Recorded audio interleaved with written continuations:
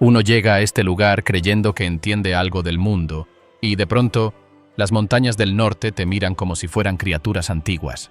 Allá arriba, los picos se levantan tan afilados que el cielo parece rasgado. Y mientras sigues avanzando, ese paisaje colosal cambia sin aviso. Unos kilómetros más al sur, el polvo del desierto sube como humo, como si la tierra respirara. En las ciudades el ritmo tampoco da tregua. Karachi ruge como un animal despierto. Lahore nunca baja la voz. Tashkent es un laberinto de callejones donde el olor a carbón y especias se mezcla con motos que pasan a centímetros. La vida se mueve rápido, pero no por prisa. Se mueve porque todos quieren llegar primero, incluso sin saber hacia dónde. Sin embargo, basta entrar a un pueblo para que todo se detenga. En las zonas rurales, las reglas cambian, a veces en cuestión de metros. Nadie te lo explica, solo lo sientes. Las miradas son intensas. La hospitalidad es un arte, pero también un filtro. Te reciben con té, pero te leen el alma mientras lo bebes. Cada gesto importa, cada palabra se pesa. Y justo cuando crees que ya captaste algo, Pakistán te lanza otra verdad. En este viaje, descubrirás por qué este país no se deja descifrar y por qué quizá nunca fue su intención. Las tierras donde la realidad cambia de forma. El último destello de la introducción todavía queda flotando cuando aparece el primer paisaje. Un terreno tan vasto que cuesta creer que exista en el mismo planeta que las ciudades saturadas. Frente a ti se abre un desierto que no parece tierra. Más bien parece un mar quieto. La arena se extiende como si estuviera viva y cada duna cambia de forma con el viento. Allí empieza todo. Porque para entender Pakistán, primero hay que entender cómo estas tierras moldean el ánimo de quienes las habitan. Y al dejar atrás esa primera imagen, aparece algo que rompe el silencio del desierto. Los poblados que emergen entre las dunas. No son grandes, tampoco modernos. Parecen restos de un pasado que se negó a desaparecer. Las casas se levantan con barro y madera. Las sombras se dibujan largas en la entrada de cada hogar. La gente se mueve despacio. No por cansancio, sino porque aquí el calor dicta el ritmo. Nadie desafía al sol. Nadie corre bajo ese cielo. Desde esos pueblos, la ruta avanza hacia valles que cambian por completo el tono del viaje. La transición es abrupta. Pasas de un desierto amarillo a un verde intenso sin aviso. Los ríos serpentean entre las montañas como si escaparan de algo. Y cuando te acercas, notas cómo sus aguas dejan rastros distintos según la estación. Hay épocas en que se ven claras como vidrio. En otras, se tornan opacas, casi metálicas. Los locales dicen que el agua carga historias, que trae secretos de lo que ocurre allá arriba, en las zonas donde nadie entra sin permiso. Con ese cambio de paisaje también cambia la gente. En los valles, el rostro se ve distinto. Los ojos tienen un brillo más suave. Las voces son menos duras. Aún así, se percibe la misma fuerza. Una fuerza que nace de lidiar con montañas que parecen dioses. Aquí, la vida depende de saber escuchar a la tierra. Y los habitantes lo saben. Saben cuándo moverse. Saben cuándo callar. Saben cuándo una tormenta se acerca aunque el cielo esté azul. De esas montañas nacen los caminos que llevan a las regiones más aisladas del país. Y al seguirlos, uno entiende por qué tantos viajeros hablan de Pakistán como un territorio impredecible. Hay zonas donde el tiempo se detuvo sin explicación. Allí las tradiciones son más pesadas que las piedras del Himalaya. Las aldeas funcionan bajo reglas viejas. Regla que nadie redactó, pero todos respetan. En esos sitios, un extranjero no es simplemente un visitante, es un rumor caminando. Ese clima de misterio se vuelve más intenso cuando asoman los enclaves que el gobierno recomienda evitar. Regiones donde la entrada de foráneos está prohibida, lugares donde la ley escrita importa menos que la palabra de los ancianos. El control no es visible, no hay rejas, no hay puestos militares en cada esquina, pero se siente. La presión está en el aire. Es una vigilancia silenciosa que recuerda que estas tierras no se abren para cualquiera. Y justo cuando el viaje parece estabilizarse, aparece la zona donde las carreteras se quiebran, donde la realidad cambia otra vez. Los caminos se estrechan. La montaña se cierra como si quisiera tragarte. El polvo se mete en la ropa. El motor ruge sin fuerza. Y aún así, los locales avanzan sin miedo. Para ellos, estas rutas no son peligrosas. Son una prueba. Cada curva es un desafío. Cada puente colgante es un recordatorio de que aquí la vida no es cómoda. Es dura, pero también es digna. Tras cruzar esas rutas, las aldeas muestran un detalle que no se ve desde lejos. En muchas de ellas, el poder está en manos de quienes nunca salen en fotos. Los líderes locales deciden qué se permite, qué se calla, quién entra y quién no. La autoridad oficial llega, pero no manda. Manda quien conoce la montaña, manda quien sabe leer el viento, manda quien recuerda guerras que no aparecen en libros. Y ya dentro de ese mundo de reglas invisibles, aparece la violencia que nadie menciona abiertamente. No siempre es física. A veces es un silencio, un desplazamiento, una mirada larga. En estas regiones, la estabilidad depende de acuerdos que pasan de generación en generación. La amenaza no grita, susurra. Y los habitantes aprenden a convivir con esa tensión sin perder la calma. Las ciudades que respiran sospecha y deseo. Karachi es lo primero que golpea. No te recibe, te arrebata. Apenas bajas del vehículo. El aire está cargado de sal, humo y algo eléctrico que no sabes definir. No es una ciudad. Es un organismo vivo que respira a un ritmo frenético. Los bocinazos no son ruido, son un lenguaje. Las motos que pasan a milímetros de tu brazo no son caos, son coreografía. Karachi vive como si temiera detenerse, como si en la pausa pudiera romperse algo. Aquí, la vida no se discute, se empuja. Las calles parecen improvisadas, pero hay una lógica interna, una especie de brújula social que todos conocen menos tú.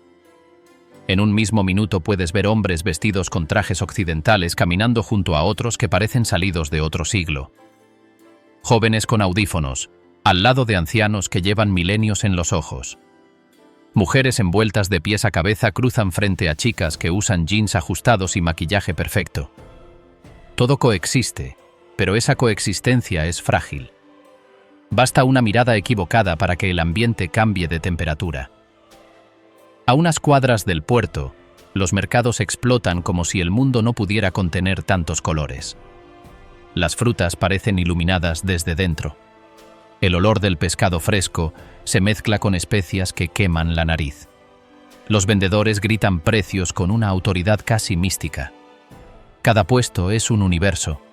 Uno vende sartenes, otro alfombras, otro antigüedades que tal vez no son tan antiguas, pero que cuentan historias igual. Y entre todo eso, siempre hay ojos que observan. Karachi vibra, pero también vigila. Y es que esta ciudad tiene dos rostros, el visible y el escondido. El visible lo ves en la luz del día, en las oficinas de vidrio, en los cafés donde la juventud intenta copiar, a su manera, la estética de Dubái. Pero al caer la noche, aparece el otro Karachi. Ese donde las reglas se vuelven elásticas. Hay barrios donde el silencio manda y otros donde la música rompe cada norma escrita. No es una ciudad peligrosa por definición, como muchos creen desde afuera. Es una ciudad impredecible, que exige entender sus códigos antes de darte permiso para respirar tranquilo. Lahore, en cambio, no grita, seduce. Es la ciudad donde la historia flota en el aire, donde cada edificio parece guardar una historia de amor o guerra. El centro vibra con la carga de siglos, pero los barrios modernos podrían pertenecer a cualquier metrópoli global. Lahore tiene algo que Karachi jamás tendrá, una elegancia antigua, casi teatral. Las avenidas están llenas de árboles y los parques parecen diseñados para conversaciones largas y promesas que nunca se cumplen. Pero no te dejes engañar. Bajo esa belleza, Lahore también respira sospecha.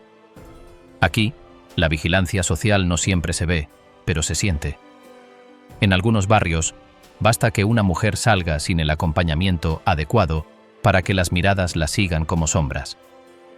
En otros, sorprendentemente, reina una libertad que rompe cualquier estereotipo. Hay cafés donde jóvenes artistas discuten filosofía, donde parejas se sientan demasiado cerca, donde la música suena más fuerte de lo que debería. Espacios donde, por unas horas, Pakistán deja de sentirse Pakistán. A unos metros de esos oasis, la desigualdad se vuelve brutal. Las mansiones de ladrillo rojo están protegidas por guardias armados, pero al doblar la esquina, encuentras casas sin ventanas, calles sin pavimento, niños vendiendo flores con una sonrisa demasiado grande para la dureza del entorno. Lahore es así. Una contradicción perpetua. Belleza y miseria chocan como placas tectónicas. Pero de ese choque nace una energía particular, casi adictiva. Islamabad es otra cosa. Una ciudad construida para ser perfecta. Calles rectas, barrios organizados como cajas, parques diseñados con geometría precisa. Islamabad quiere ser civilizada, moderna, casi europea. Y lo logra, hasta cierto punto. Es la ciudad donde se toman decisiones, donde vive la élite política, donde los diplomáticos pasean sin prisa. Pero esa perfección tiene un precio. La vida aquí se siente observada. Más que en Karachi, más que en Lahore. Islamabad es ordenada porque debe serlo. Es tranquila porque la calma es obligatoria. En Islamabad, las sombras no son tan evidentes, pero están ahí. Los cafés elegantes, donde se hablan 5 idiomas en una sola mesa, esconden conversaciones que nunca deben salir de esas paredes. Muchos jóvenes vienen buscando libertad, pero la mayoría descubre que la vigilancia social no desaparece con avenidas limpias. Simplemente se vuelve más educada, más silenciosa. La represión aquí no grita, sonríe. Aún así, Islamabad también tiene su doble vida.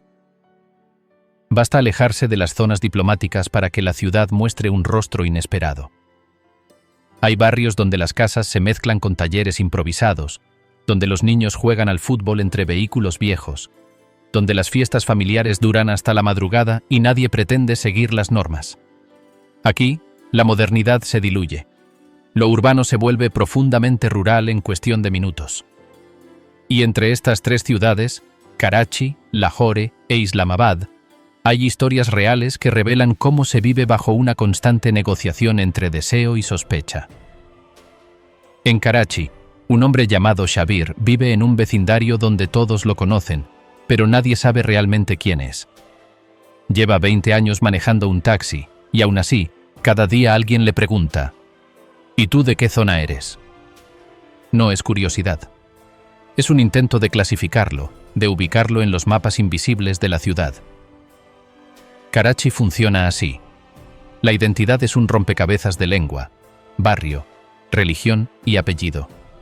Cada pieza define cuánto puedes moverte, dónde puedes trabajar y hasta quién te saluda primero.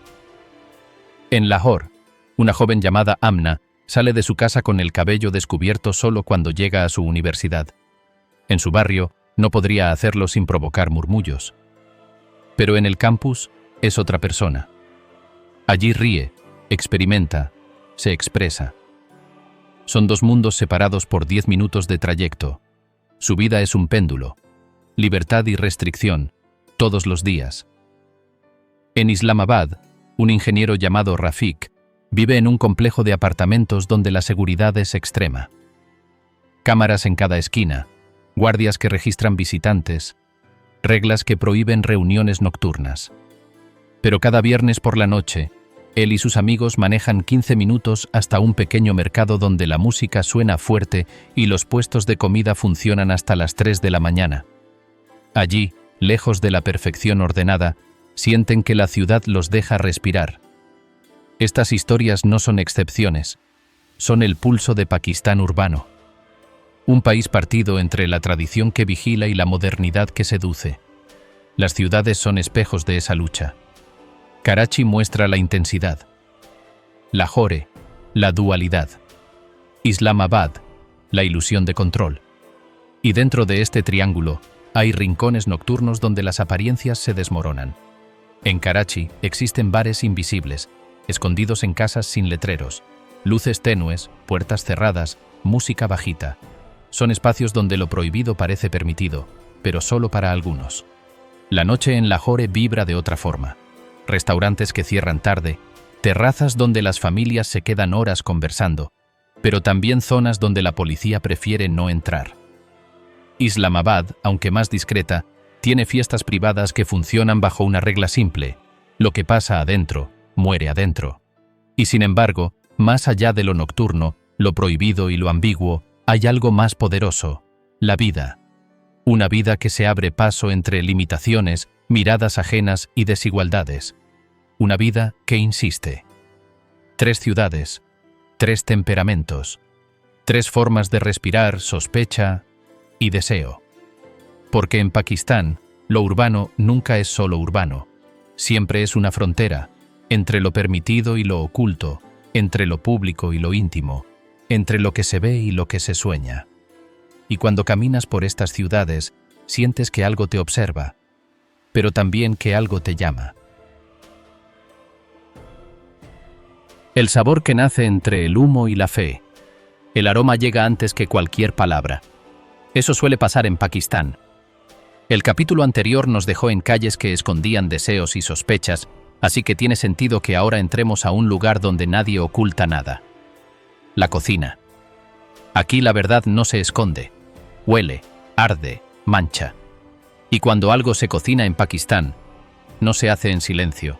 Se hace con ruido, con vapor, con manos que aprendieron a mezclar tradición y fe en el mismo cucharón. Ese primer golpe de olor suele venir del biryani. Y ya que estamos hablando de lo que se siente en el aire, toca decirlo claro: el biryani no alimenta, hipnotiza. El arroz se tiñe de amarillo. La carne se ablanda como si se rindiera. Las especias no se mezclan. Pelean entre sí para ver cuál domina. Un plato que nació hace siglos, cuando los antiguos viajeros dejaron sus recetas tiradas por estas rutas. La gente aquí lo cocina en grandes ollas de metal que tiemblan con el fuego. Y mientras la tapa sella todo el vapor, el barrio entero sabe que alguien está celebrando algo. Porque nadie hace biryani para comer solo. Nunca. Al pasar de esa olla que parece un volcán dormido, es imposible no seguir el camino del humo. Ese humo te lleva al nihari. Y como venimos de hablar de platos que celebran, ahora entramos en uno que cura. El nihari se deja cocinar durante horas, a veces toda la noche. Lo preparan en cocinas diminutas o en restaurantes que parecen cavernas calientes. La carne se va deshaciendo mientras el caldo se espesa. Un cocinero mueve el cucharón con paciencia de monje. No lo apura. No lo mira con angustia. Porque el nihari exige tiempo. Así como la fe exige constancia. Por eso muchos dicen que es un plato de alma. No por poesía. Lo dicen porque en invierno, cuando el frío corta la piel, un tazón de nihari te devuelve el cuerpo. Después de ese caldo espeso, el paladar pide algo más directo. Por eso cruzamos hacia la Karachi. Y como venimos siguiendo el camino del calor, aquí lo encontramos liberado. Una Karachi suena como una pequeña tormenta dentro de un wok negro. El aceite salta. La carne cruje. Los tomates se derriten sin que nadie los obligue. A la gente le gusta comerla recién salida del fuego, sin esperar, sin modales. Y cuando alguien coloca la Karachi sobre la mesa, no hace falta anunciar nada. El ruido la anuncia por sí sola. Es un plato que no pide permiso. Entra, golpea, conquista. Con la lengua todavía caliente toca un descanso. Y como acabamos de atravesar tanto fuego, ahora miramos algo más suave: los parathas. No son un plato principal, son un refugio. Los amasan en puestos callejeros donde el suelo está cubierto de harina. El cocinero lanza la masa al aire y la aplasta con un movimiento que parece coreografiado. El pan toma forma. Luego cae sobre una plancha que lo dora sin piedad. Se come con miel, con huevo, con lo que haya. Pero lo más normal es comerlo solo, porque un buen paratha no necesita compañía. Y cuando cruje, la gente guarda silencio por un segundo. Suena simple, Pero en Pakistán el pan también es un gesto de cariño. Después del pan, el camino natural nos lleva a la bebida que gobierna el país: el té. Y como ya cruzamos varios platos poderosos, ahora toca detenernos en algo que parece humilde. El chai no es solo té, es un ritual, una excusa, una forma de hablar sin hablar. Lo preparan en pequeñas ollas que hierven sin descanso. Siempre hay cardamomo, a veces jengibre, a veces leche espesa que convierte todo en una mezcla casi adictiva. La gente bebe chai para pensar, para negociar, para pelear, para enamorarse.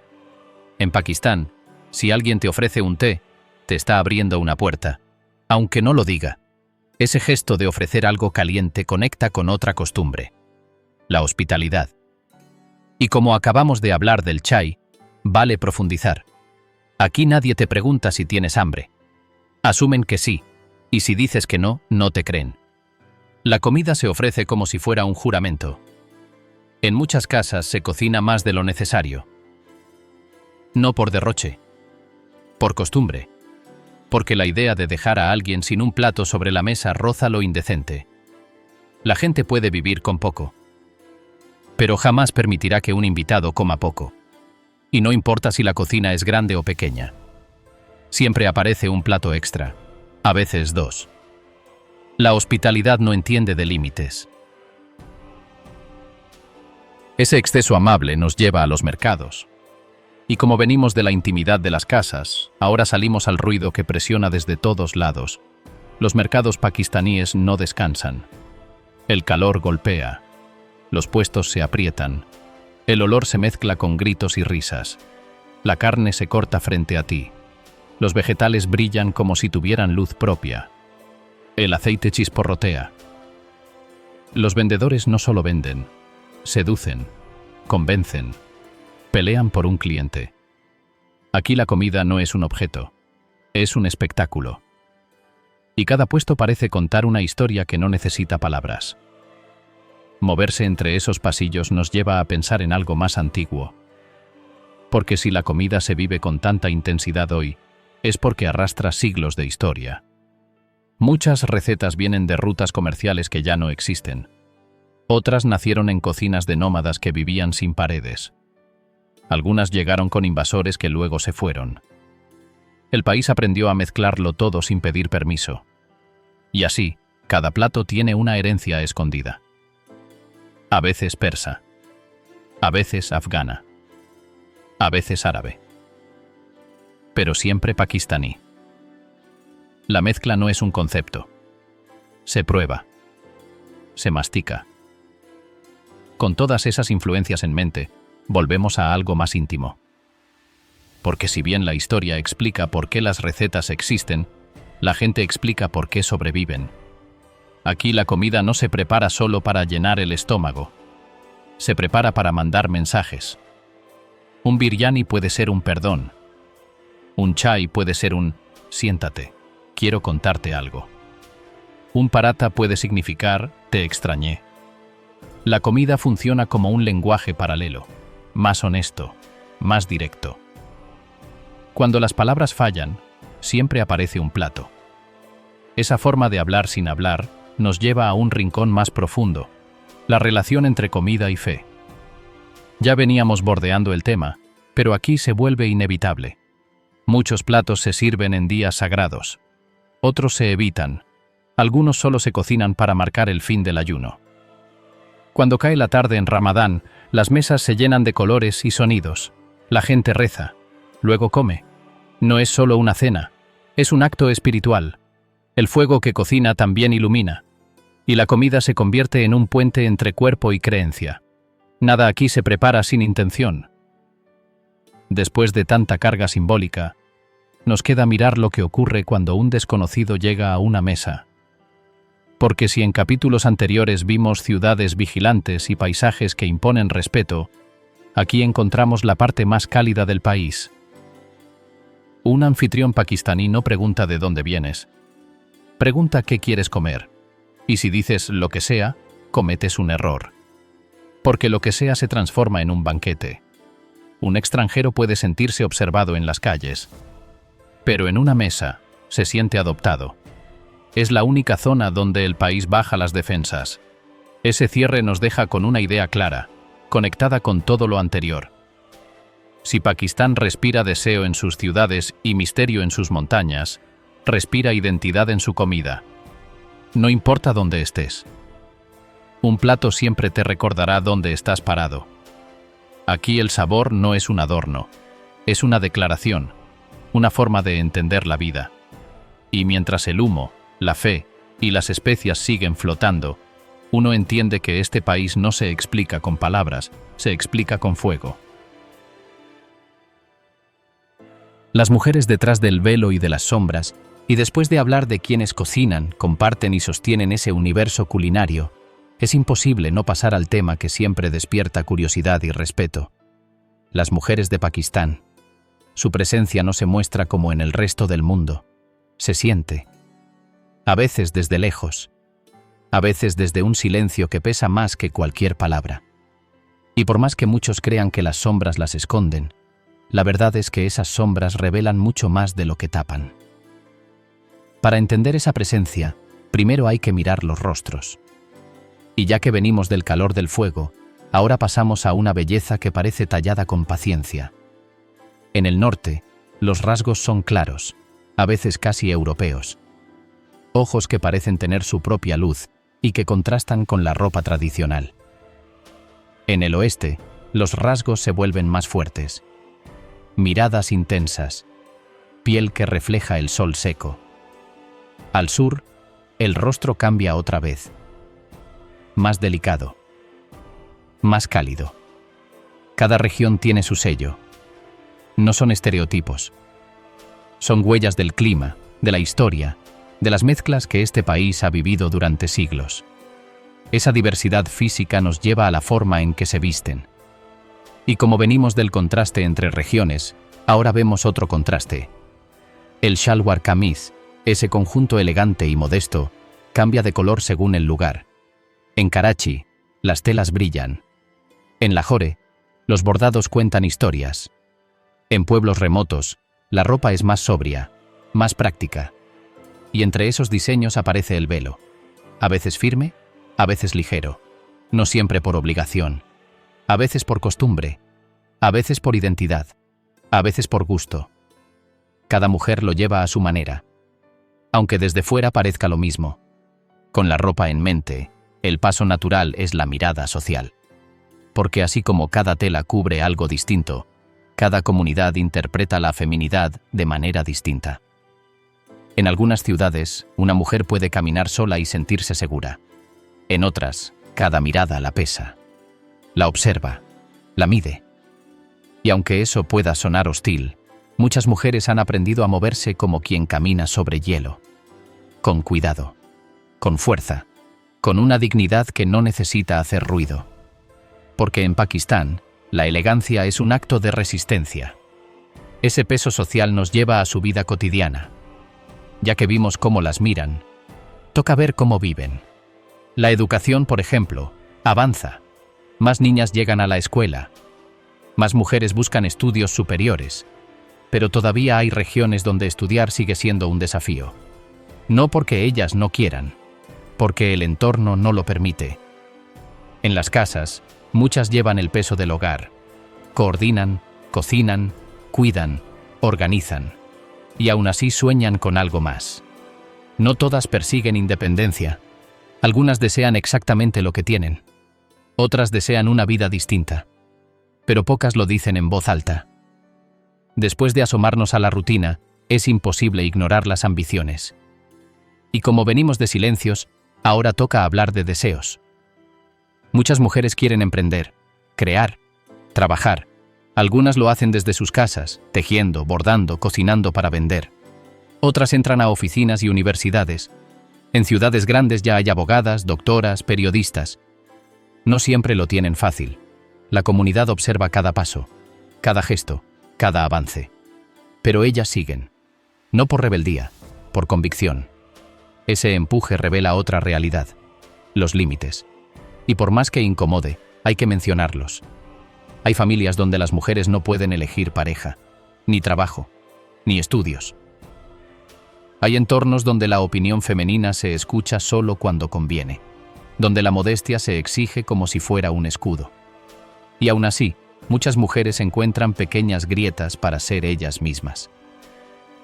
Una amiga de confianza. Una puerta entreabierta. Una tarde de compras sin vigilancia. Libertades diminutas que se sienten enormes.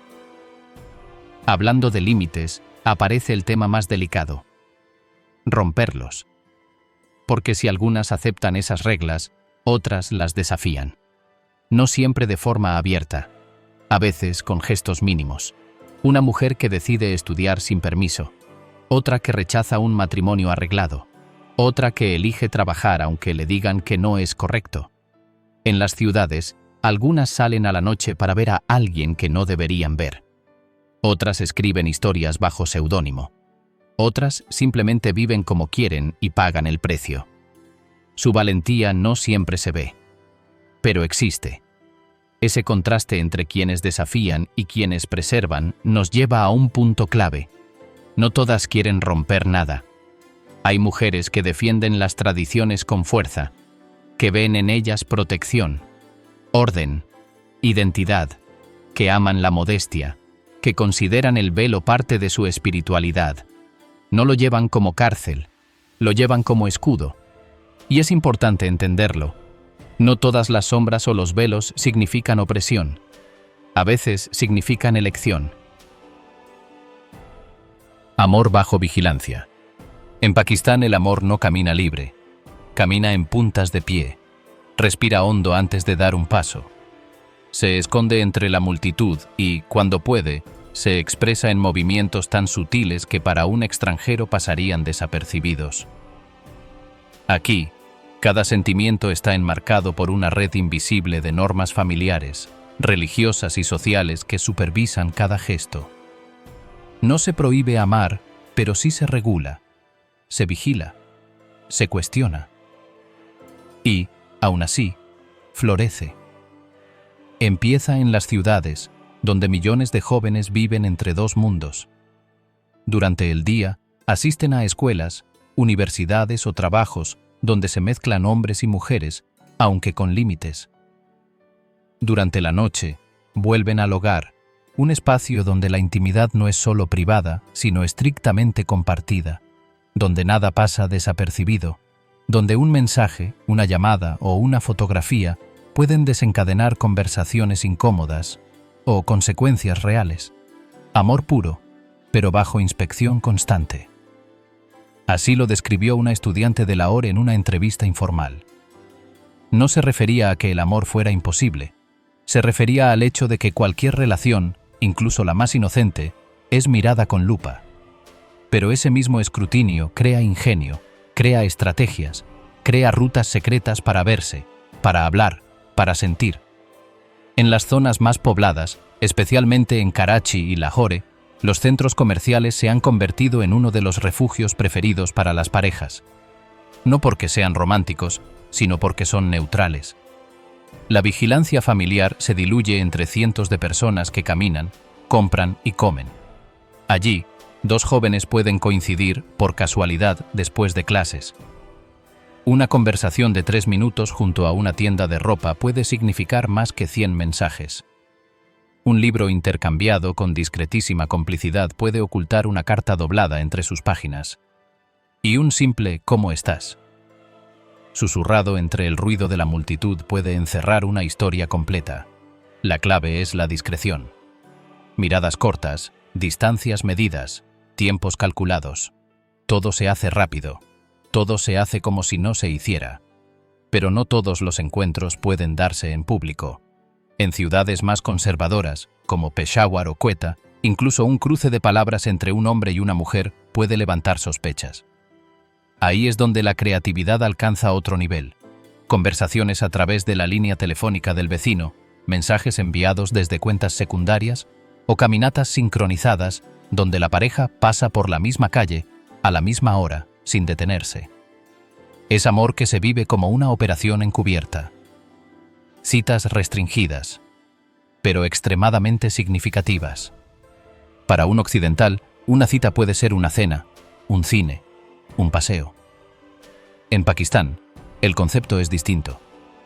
Una cita puede ser conversar desde extremos opuestos de una biblioteca, encontrarse en un rickshaw solo para compartir 5 minutos de trayecto, caminar cerca pero no juntos en un parque público, intercambiar una tarjeta con un número escrito a mano, o simplemente coincidir en la terraza de una casa familiar, cada uno desde la suya, separados por el aire y las normas, pero unidos por la intención. Las parejas se vuelven maestras del disimulo, y cada gesto que en otros lugares sería banal, ofrecer un té, regalar una flor, compartir una broma, aquí adquiere significado profundo, emocional y casi ceremonial. Se vuelve un acto de valentía. Porque amar en un contexto vigilado no solo requiere deseo, sino convicción. Hablar de romance en Pakistán también implica hablar de familias. Aquí, el amor no es solo entre dos personas, es un asunto colectivo. Las familias son guardianas del honor, del linaje, del respeto social. Por eso, una relación no aprobada puede convertirse en una batalla silenciosa. Hay historias de jóvenes que se aman durante años sin poder decirlo. Historias de promesas hechas desde ventanas, desde azoteas, desde mensajes borrados al instante. Historias de resistencia emocional donde la pregunta nunca es ¿nos queremos?, sino ¿podemos permitirnos querernos? Algunas parejas logran convencer a sus familias, otras no. Cuando la familia rechaza una relación, se abren dos caminos: obedecer o desafiar. Obedecer significa renunciar, aceptar un matrimonio decidido por otros, seguir la línea tradicional. Desafiar implica riesgo, conflictos familiares, rupturas dolorosas, presión social. Hay quienes lo hacen, quienes eligen pelear por su historia. Hay quienes huyen. Hay quienes incluso se casan en secreto con la esperanza de que el tiempo suavice las heridas. Pero ninguno de estos caminos es fácil. En Pakistán, amar contra la voluntad familiar no es solo un acto emocional, es un acto social con consecuencias reales. Tradiciones que doman al espíritu. En Pakistán, las tradiciones no son recuerdos, son fuerza viva. Son el mapa que guía a millones de personas, incluso cuando la modernidad intenta abrir caminos nuevos. Aquí, todo, desde una boda hasta un saludo cotidiano, tiene un significado profundo, arraigado en una mezcla sorprendente de Islam, cultura regional, supersticiones antiguas y herencias que nacieron siglos antes de que el país existiera. Son tradiciones que no solo organizan la vida, sino que moldean el espíritu, lo disciplinan, lo acompañan. Algunas deslumbran por su belleza, otras por su intensidad, y todas revelan una verdad poderosa. Pakistán es un país donde el pasado todavía respira dentro del presente. Pocas cosas muestran mejor el corazón de Pakistán que una boda, pero llamarla boda es quedarse corto. Aquí, casarse es un festival de varios días, una coreografía compleja donde la familia entera participa. Incluso aquellos que no se llevan bien dejan las tensiones a un lado, al menos por unos días, porque la boda no es solo una celebración, es un asunto de honor. Las ceremonias comienzan con el mayún, un ritual íntimo en el que la familia de la novia le aplica aceite y cúrcuma para bendecirla con buena salud y fertilidad. La imagen es hermosa. Mujeres cantando, manos manchadas de amarillo, risas nerviosas, la novia cubierta de flores. Para el extranjero, parece una escena sacada de un cuento antiguo. Después llega el Mehndi, probablemente el día más vibrante. El aire se llena de tambores y de canciones tradicionales, mientras las manos y pies de la novia se cubren con intrincados diseños de henna que tardan horas en completarse.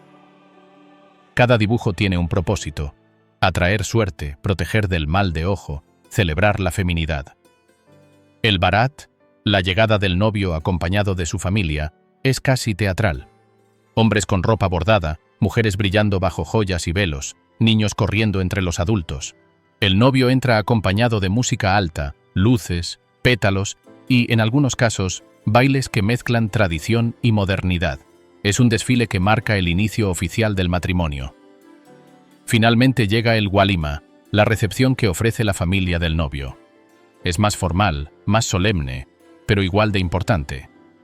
Aquí, las familias muestran su hospitalidad, su estatus, su generosidad.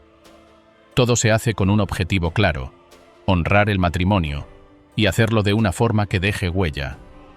Una boda pakistaní no se olvida, no solo porque es enorme, sino porque es un rito que ordena la vida social, une familias, resuelve tensiones, reafirma roles y, en muchos casos, reaviva la conexión con la fe. El Islam define gran parte de la identidad del país, y sus festividades marcan el calendario emocional de la gente. El Ramadán transforma barrios enteros, las noches se llenan de vida, las calles se inundan de aromas intensos, y las familias se reúnen para romper el ayuno con el iftar, una mezcla de espiritualidad, disciplina y celebración. Durante el día, el silencio domina. Las calles parecen contener la respiración, pero al caer la noche, todo estalla. Comida recién preparada, mezquitas iluminadas, conversaciones que duran hasta la madrugada. Es un mes donde la espiritualidad se mezcla con lo comunitario, donde la paciencia es virtud y donde la reflexión se convierte en rutina. El Eid al-Fitr, que marca el final del Ramadán, es un estallido de alegría.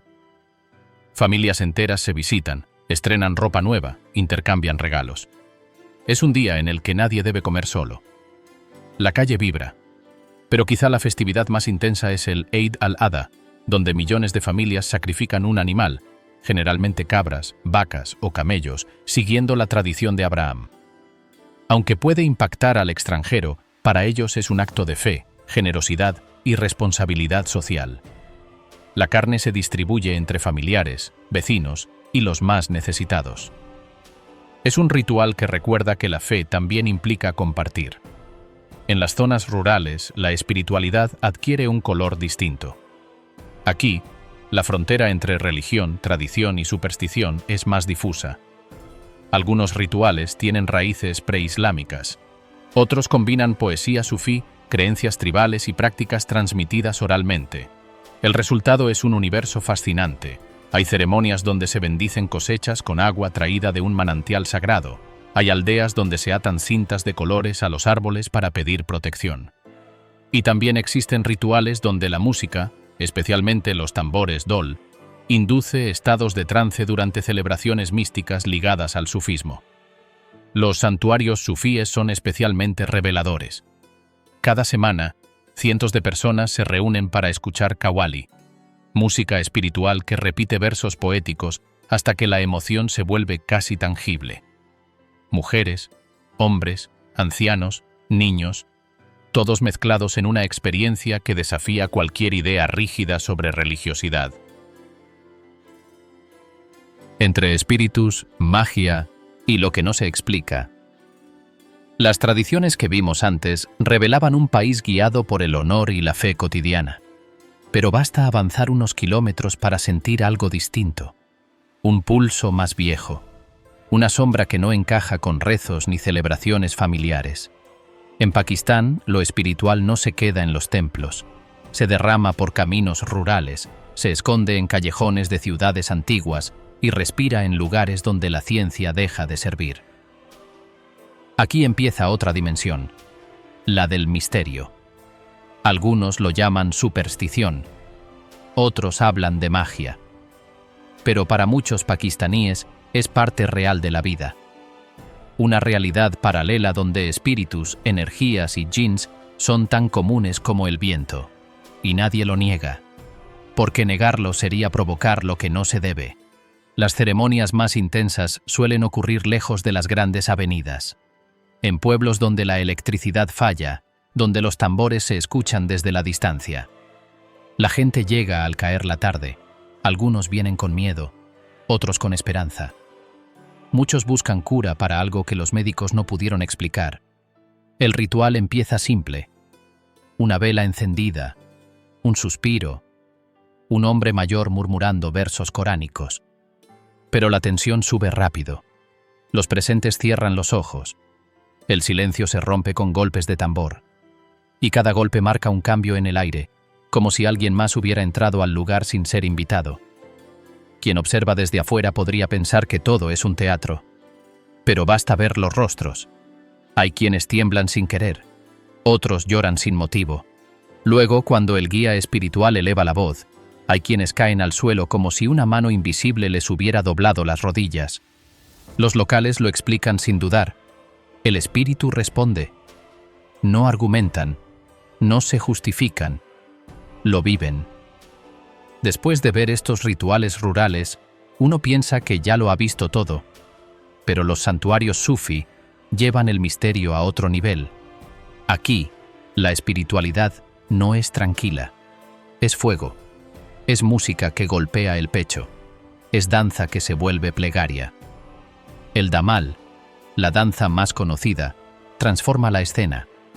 Hombres giran, mueven la cabeza con fuerza, levantan los brazos hacia un cielo que parece vibrar. Cada movimiento es un puente hacia lo divino.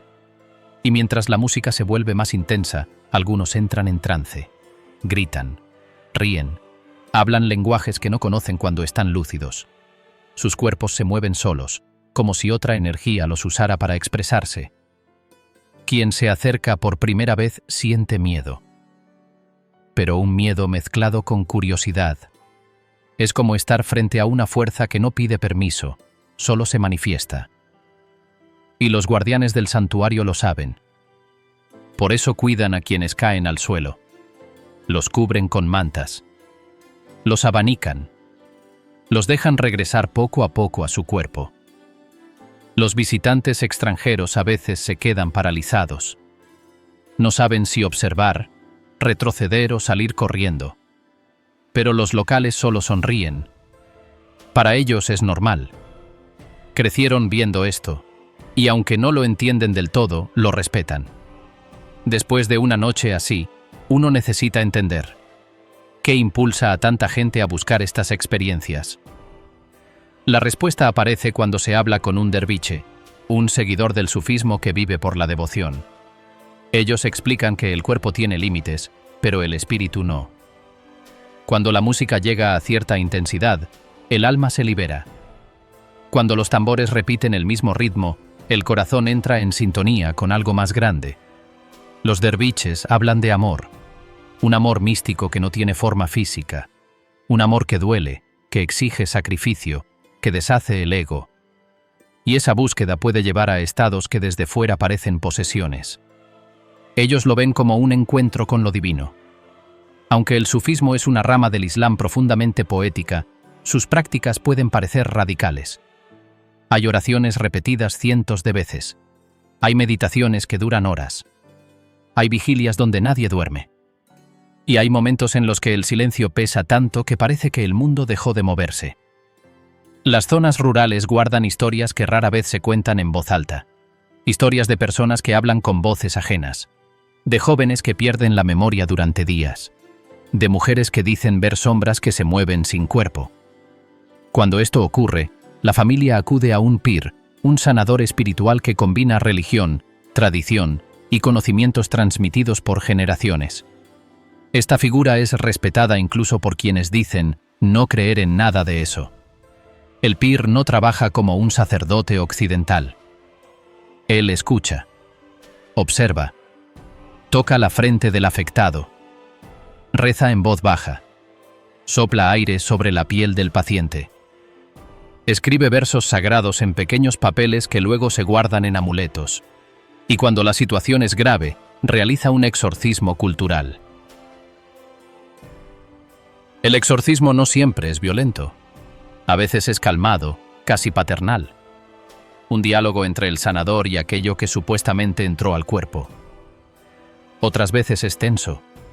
La voz del pir se vuelve firme. Se levantan manos. El enfermo grita. Las velas parpadean como si algo invisible caminara alrededor. Los más escépticos lo explican como ataques de pánico o crisis emocionales. Pero los habitantes del lugar miran con otra lógica. Para ellos, el mundo humano convive con otro mundo. Y ese otro mundo no siempre es amable. Ya que hablamos de posesiones, toca entrar en un terreno más oscuro. En Pakistán, los jinns no son criaturas de cuentos, son presencias reales. Espíritus mencionados en textos antiguos que pueden habitar ruinas, montes, pozos, casas abandonadas e incluso árboles solitarios. Hay aldeas enteras que no cortan ciertos árboles porque uno vive ahí. También hay carreteras donde los conductores evitan parar de noche, y zonas donde nadie construye, aunque estén ubicadas en lugares perfectos para hacerlo. Las historias se repiten, ruidos inexplicables, sombras que siguen a quienes pasan cerca, piedras que caen desde ningún lugar. En Karachi, Lahore y Peshawar, hay edificios donde los guardias nocturnos renuncian al poco tiempo. No quieren trabajar cerca de ellos. Algunos turistas se ríen, hasta que pasan una noche oyendo pasos en un piso vacío. Los jinns tienen fama de impredecibles. No siempre son malignos. A veces solo ocupan su espacio. Pero el respeto es obligatorio. Nadie quiere provocar lo que no ve. Después de recorrer estos mundos, rituales, trances, posesiones, jinns, la pregunta inevitable aparece. ¿Por qué esta mezcla tan intensa entre religión y misticismo? La respuesta está en la historia del país. Pakistán nació en un territorio donde varias culturas coexistieron durante siglos. Hinduismo, budismo, islam, tradiciones tribales, creencias animistas y prácticas chamánicas dejaron huellas profundas. La gente no separa estas influencias. Las viven de forma natural. Una oración puede ir seguida de un amuleto. Un exorcismo puede iniciar con un verso coránico. Un ritual puede mezclar música espiritual con gestos ancestrales. No hay contradicción, solo continuidad. La fe organiza. El miedo protege. La tradición explica lo que la lógica no alcanza. Después de sumergirse en este universo, uno entiende por qué Pakistán es un país tan difícil de descifrar. No se puede leer solo con mapas, ni con libros de historia, tampoco con análisis modernos, porque aquí la vida visible depende de una vida invisible, una vida que todos conocen, pero pocos se atreven a explicar sin rodeos. Quien entra en contacto con estas prácticas sale distinto, no porque crea en todo, sino porque comprende algo esencial. Para los pakistaníes, el mundo espiritual no es un mito, es parte del día a día, una presencia constante que acompaña, cuida y, a veces, aterra.